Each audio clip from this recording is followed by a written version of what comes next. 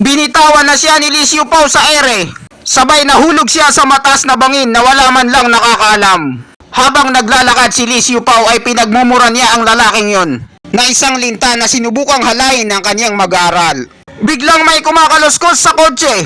Lumabas doon ang isang e-abab, sabay tinawag si Lee Siu Pao na master at nagpapahintay. Nanghihina siya ng husto dahil dinroga siya.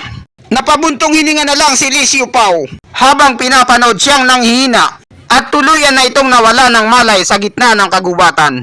Unti-unti naman itong nilapitan ni Lee Siu Pao para gawin ang kaniyang balak.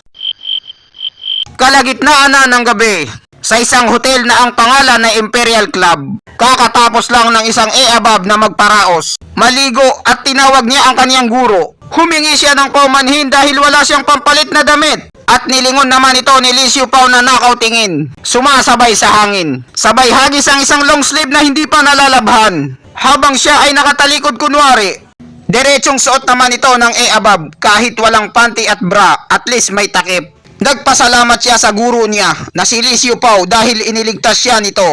Biglang humiga si Lee Siu Pao sa kama at sinabing wag nang magpasalamat dahil trabaho niya ito bilang guro na protektahan ng mga mag-aaral niya. Sinabihan niya na lang ito na magpahinga para makabawi ng lakas. Sumagot naman si Ouyang Er na ang taong susundo sa kanya ay bukas pa darating. At mag-isa lang siya at natatakot, kailangan niya ng kasama. Yakapsol kumbaga. At tinanong niya si Lee Siu Pao kung pwede daw sila magsama kahit isang gabi lang. Sinagot naman ito ni Lee Siu Pao na gawin niya kung anong gusto niya. Basta siya ay matutulog na. At umandar na naman ang pagiging woman ng mga babae.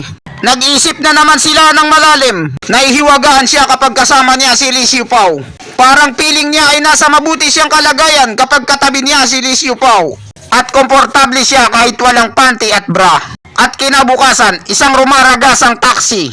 Nakasakay dito si Lee Siu Pao habang nakikipagtawagan sa kaniyang mag-aaral. Sinabi nito sa kanya na makakapagtrabaho na siya sa Oriental Star Aristocratic School na pagmamayari ng lolo ng estudyante niya. Sinabi niya rin na regalo niya ito kay Lee Siu Pao. Napasabi na lang si Lee Siu Pao ng wow, ang galing. Hindi akalain ni Lee Siu Pao na ang pamilya ng mga Chu, napakalaki ng sakop nito na pati ang eskwelahan ay pagmamayari nila. Malaki ang impluensya ng pamilyang ito at pwede niyang magamit sa hinaharap. Sinabi niya sa kaniyang estudyante na mag-iingat lagi at siya nakagalang-galang ay may gagawin pa. Kaya sa susunod na lang daw siya makakapagturo sa kanya. Dahil wala na silang pag-uusapan pa, nagpaalam na sila sa isa't isa. Sabay nakarating na si Lee Siu Pao sa pupuntahan niya at biglang bumaba na hindi man lang nagbayad. Pinagmamasdan niya yung mga bahay habang nag-iisip ng mga plano. Si Qin Shuang na jowa niya na magaling maglaro ng mga lalaki. Tinawag niyang langgamang mag-ina dahil niloko siya nito sa nakaraang buhay niya. Kinuha sa kanya ang lahat ng kayamanan nila at ipinakulong pa. At hindi pa nila sinabi sa kanya na patay na ang kaniyang ama. Kinamumuhian niya sila at ngayong araw ay sisimulan niya na ang paghigante. Sa mag-inang scammer, naglakad na papasok si Lee Siu Pao.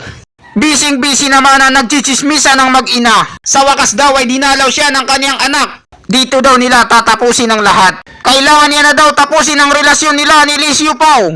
At hindi na rin daw kailangan mag-isip pa ng malalim para dito. At agad naman sinunod ni Qin Shuang ang kaniyang ina. Alam niya na daw ang lahat ng gagawin. Hindi na daw to kailangan sabihin sa kanya ng 2 beses paulit-ulit. Iniisip niya na si Lee Siu Pao ay kailangan magbayad sa mga ginawa niyang atraso sa kanya. At hindi daw siya masisisi sa pagiging malupit niya kay Lee Siu Pao dahil mahirap lang ito at walang kaya sa buhay. Sinabi naman ng nanay niyang kontrabida, ginagawa niya ito para sa ikakabuti ng kaniyang anak. Siyang Xiaokon ay mayaman ng pamilya nila at makapangyarihan pa. Kapag nakasal daw sila, hindi na nila magiging problema ang pagkain sa lamesa at magkakaroon sila ng magandang buhay. Hindi daw isang fairy tale ang buhay. Kailangan daw gawin ang lahat ng makakaya para makaligtas sa kahirapan. Dahil hindi daw ito isang palabas na katulad ng napapanood sa TV na love story. Halimbawa na lang daw siya na nanay niya na napakasal kay Yoong na mahirap na walang kwentang taong basura. At naging mahirap ang buhay nila. Ang buong pamilya nila ay nagdudusa dahil sa ama nito. Kaya dapat magtiwala daw ang kaniyang anak sa kanya para makaligtas sila sa mga problemang darating sa hinaharap. Hanggang ngayon daw ay namumuhay silang mahirap sa lugar ng mga squatter. Naghirap daw siya ng husto sa buong buhay niya at ayaw niyang magaya ang kaniyang anak. Dapat daw ang anak niyang babae ay magkaroon ng magandang buhay at hindi magaya sa kanya. Napaoo na lang si Qin Shuang dahil alam niya rin ito. Tinatanong niya na kung anong oras darating siyang Saokon dahil sasalubungin nila siya. Sinabi naman ng anak niya na paparating na yun, mga alas 11. Hindi nila namalaya na nasa tabi na pala nila si Li Xiupao na nakikinig sa maritisan nila. Sinabihan siya ng nanay ng jowa niya na hindi na dapat siya pumunta rito. Nagalit din ang jowa niya sa kanya dahil nakita nito ang nanay niya at hindi man lang binati. Napakawalang galang daw ni Li Xiupao.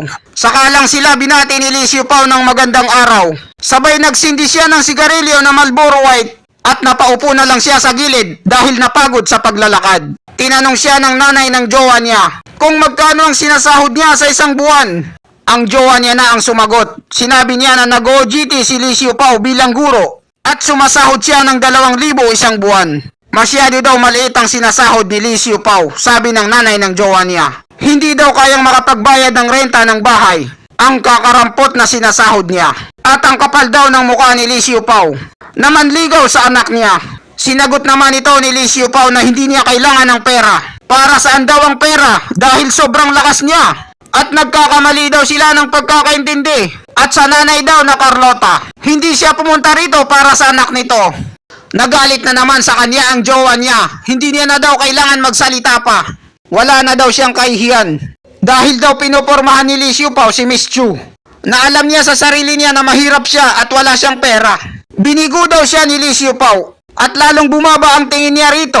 Pinayuhan naman siya ng kanyang nanay na tumigil na sa pakikipag-usap sa walang kwentang tao na si Li Xiupao. Magmadali daw siya at iwan na si Li Xiupao dahil si Suokon ay parating na. At isi-set up nila ang date nila sa Valentine's Day.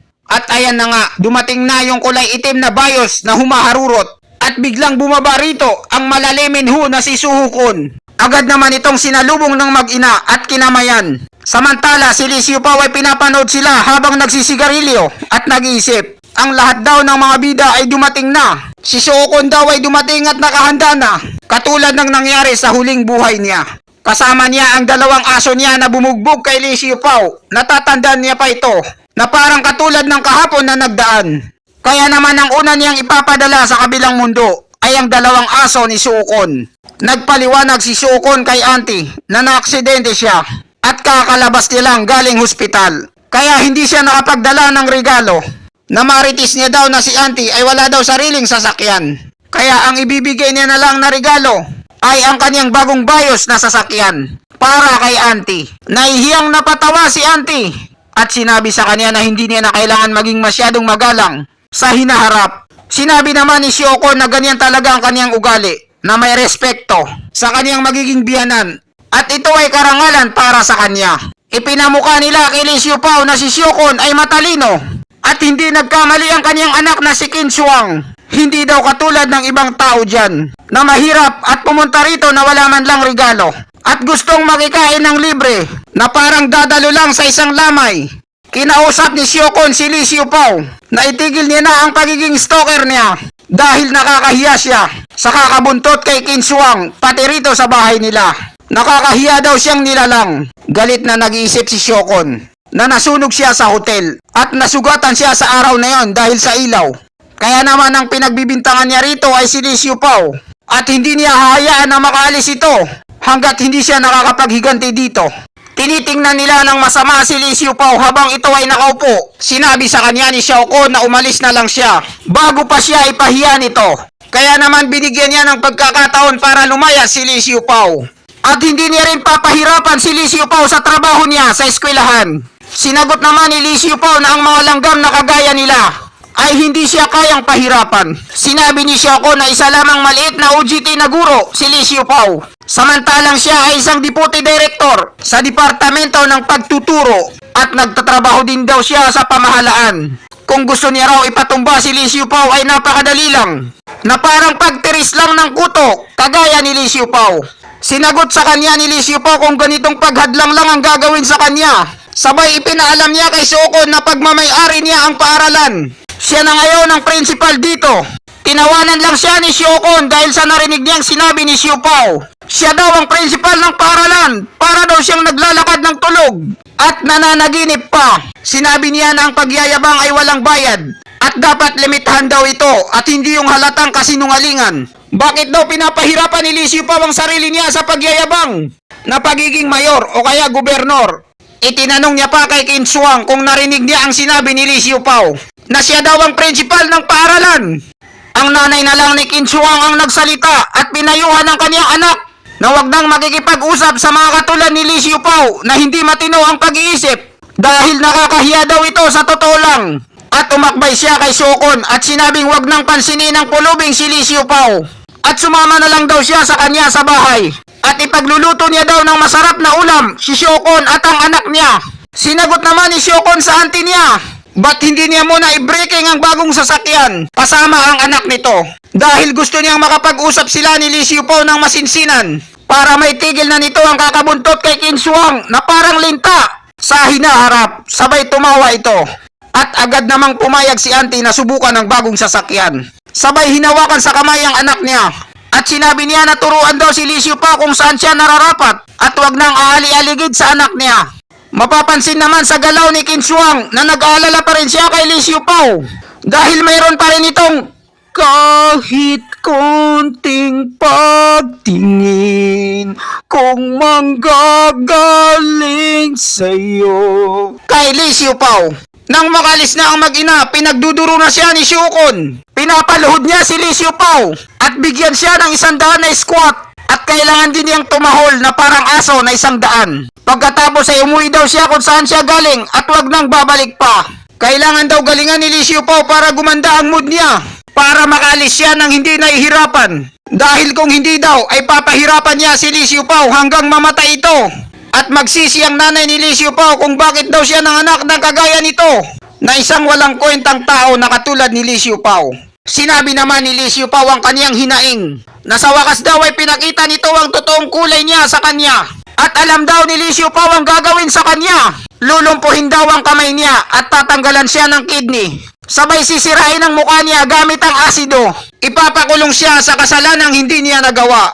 Nabigla naman si Shokon dahil alam na ni Siow Pao kung anong balak niya. Sinabi sa kanya ni Shokon na dahil alam niya na kung anong mangyayari sa kanya, hindi niya na kailangan lumuhod pa. Biglang tinayuan si Lee Siow Pao ng napakabilis. Sabay sinakal niya sa leeg si Shokon at itinaas. Sinabihan niya sila na mga may hinang nilalang, ipapadala niya sila sa kabilang mundo. Pero napagtanto niya na mas magandang pahirapan muna sila at unti-unting patayin. Napanganga na lang yung dalawang tropa ni Shokon dahil sa pagkabigla. Sa lakas ni Lee Siow Pao, sinigawan sila ni Shokon na magmadali at iligtas siya. At patayin nila si Lee Siow Pao. Sinusugod na nilang dalawa si Lee Siow Pao. Habang sinasabi nila na bitawan niya daw si Shokon, biglang inantok si Lee Siow Pao at tumingin sa kanila na nanlilisik ang mga mata. Hanggang dito na lang muna tayo mga ka-Siow Pao. Abangan nyo na lang sa susunod na chapter kung anong mangyayari sa kanila.